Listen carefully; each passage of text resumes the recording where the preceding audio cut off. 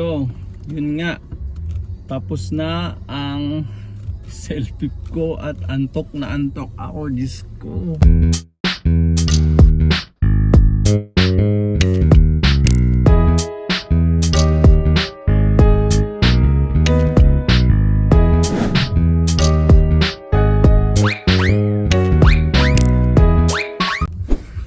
Gumising ako kagabi ng 2:30 kasi may pasok ako ng alas 3 ng madaling araw.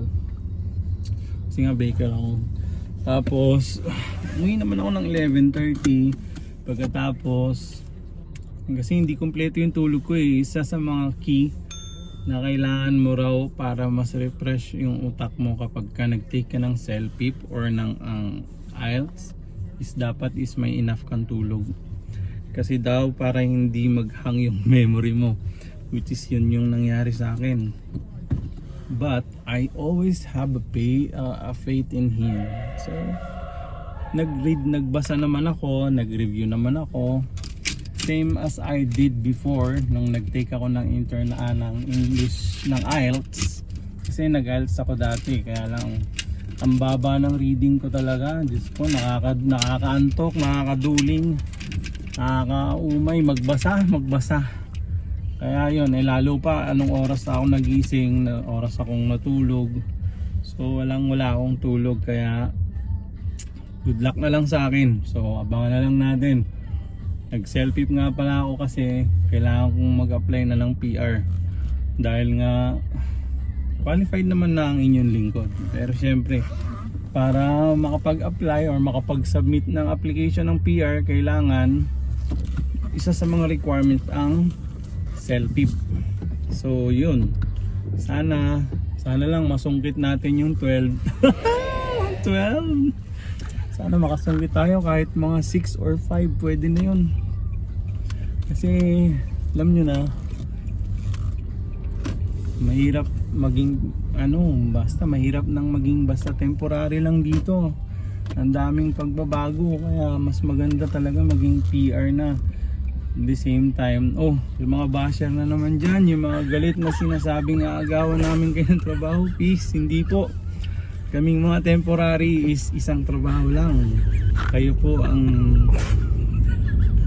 napakadami, 3, 2, siyempre kami isa lang. So hindi po namin kayo kinukuhanan ng trabaho.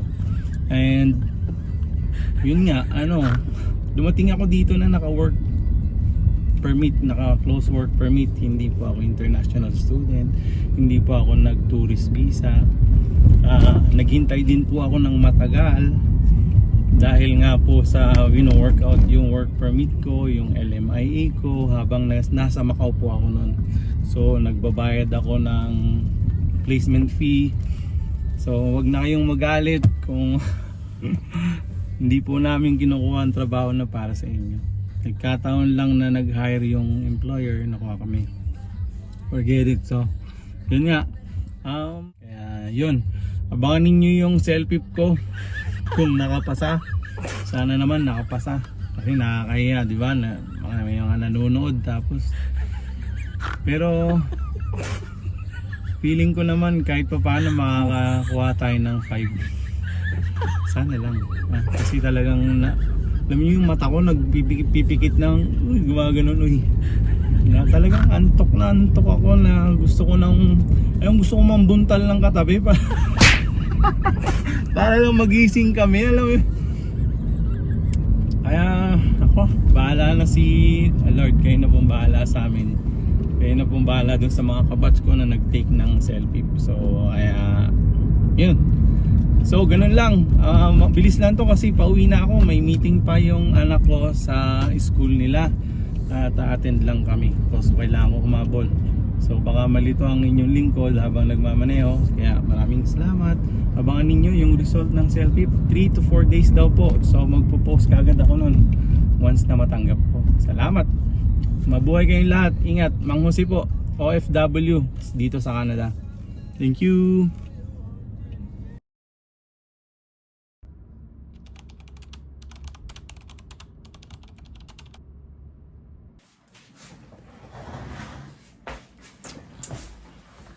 Hello, okay, welcome back.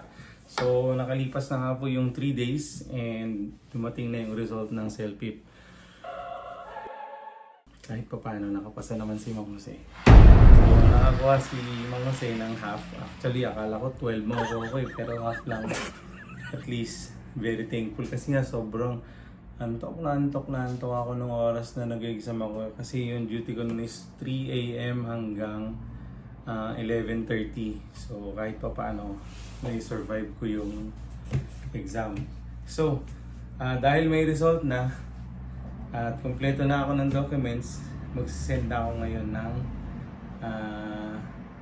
isisend ko na yung lahat ng documents na naipon ko or lahat ng requirements ko, isisend ko na ngayon kay Miss Eileen yung magsasubmit ng PR application namin. So maraming salamat kay God kasi kahit paano makakapagpasa na ako ng PR application. So hindi ko lang alam kung gaano katagal yung hihintayin, pero sana, yun kasi yung purpose ko eh. Talagang kailangan kong humabol na makapasa ako sa selfie para lang makapagpasa ako ng PR application ngayong September 30. Inagahan ko yung exam kasi in case na mag-fail ako, so may time pa ako ulit mag-take ng selfie. So since mabait si Papa G, nakapasa naman ang inyong lingkod. Kaya very thankful. So yun, let's go. Hey, nga pala, maraming salamat sa lahat ng maraming salamat sa lahat ng mga bagong subscriber. From 1,600 naging 2,300 na po ang aking mga mahal na subscriber. Maraming salamat po sa inyo. Shoutout ko nga pala sa dulo yung mga nagbigay ng tawag dito, yung nagbigay ng information tungkol sa mga pwedeng pasahan. Maraming salamat po sa inyo.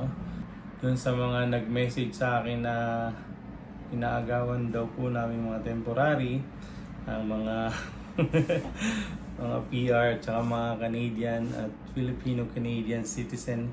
Hindi naman po, hindi po kami, wala po sa plano namin or sa isip namin, mga isang trabaho lang po talaga kami. So, hindi po namin kayo agawan kung 2 or 3 jobs, hindi po namin kukuhanin yung isa. Baka kasi kulangin yung 3 jobs sa inyo. Biro lang, hindi po. Nandito kami para lang to pa rin yung pangarap namin para sa pamilya. Wala kaming purpose or wala kaming plano na makipag-agawan sa inyo. I'm sure maayos yung mga trabaho nyo kumpara sa trabaho ko. Kasi all around po ako. Hindi ko alam kung gusto nyo ba yung trabaho kung ganon. Siyempre, para sa akin, feeling ko hindi na po yun para sa inyo. Meron pong mas magandang mga trabaho para sa inyo. Yung sa amin is para siguro yun sa mga experience ng mga young Canadians. So, naiintindihan po namin yun. Okay. So, later, shout out ko po yung mga bagong subscriber. Magsisend lang ako ng email. Nagbablog ka? Nagbablog ka na siya. What? Andito si Ate Arlene. Hi! Sa taas. Ay, Ate Arlene. Be right back. May ano kami, nagawa kami pa-order eh. Nagbablog pa ako. Uy, ate! Gusto mo magpakita sa vlog ko? Okay na? Yung susi, di ba sabi? Meron na po. Dumating yung bago naming kasama dito sa apartment. Dito sa buong apartment. Doon sila nakatira dati sa may taas. So, dumating siya, iniwan lang yung susi kasi nga pinapakuha ng landlord. So, tuloy ko yung shoutout sa iyo, Ate Arlene. Baka madaan to sa wall. Baka mapanood mo to sa YouTube. So, shoutout Ate Arlene. And yun. Send na tayo ng email.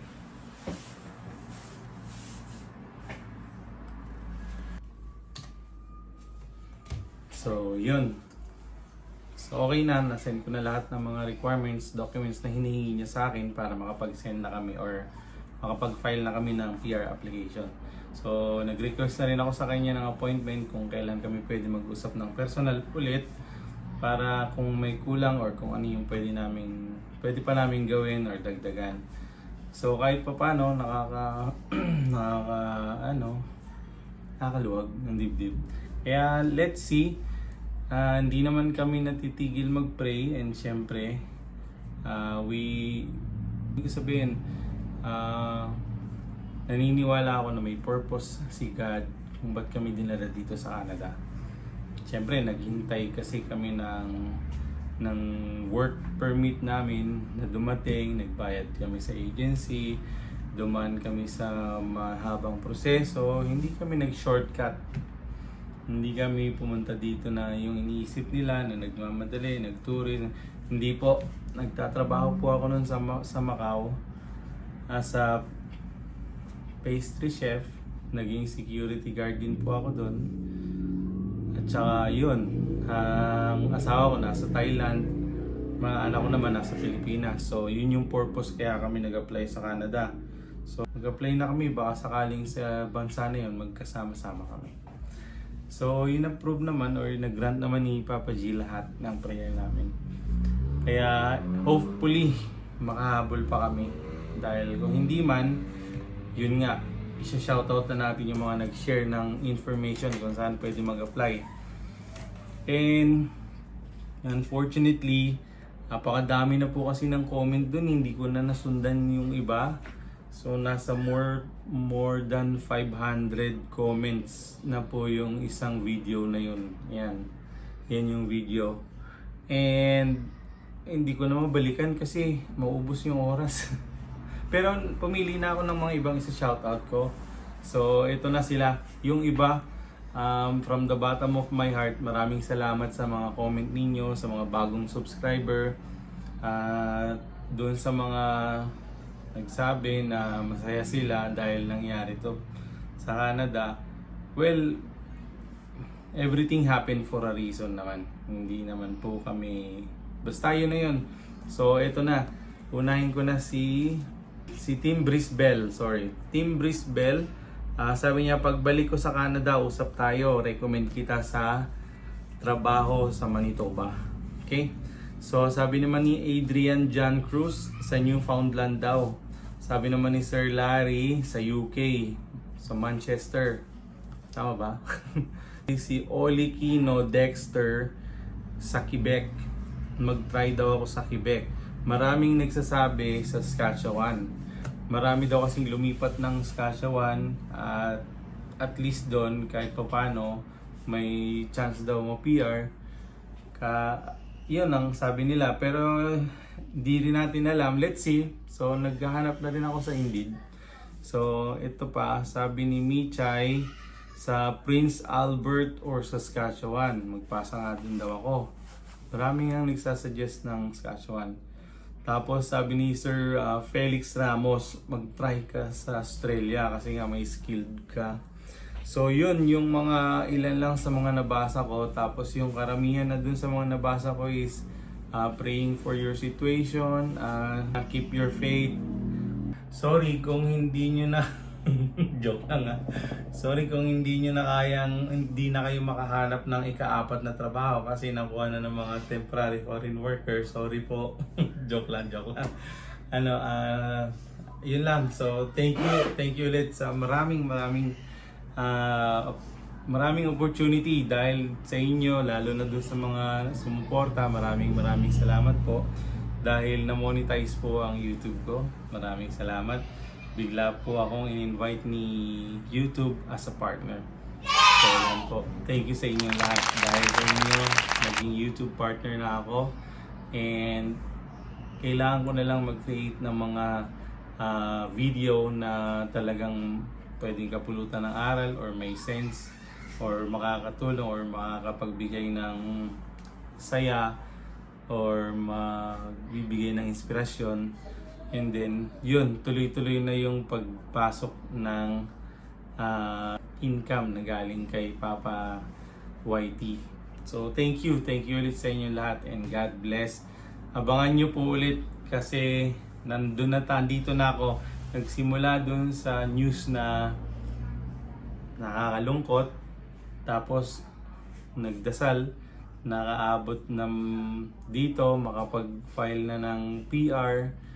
Tapos hintayin po natin kasi sa September 26 tapos na yung Hindi, I mean sa September 26, yun na po yung dead end ng pagbibigay nila ng LMIA sa mga low wage. Pero may mga province pa rin po na nagbibigay ng LMIA na low wage. Dito lang po sa may mga matataas na unemployment rate, hindi na sila magbibigay. So,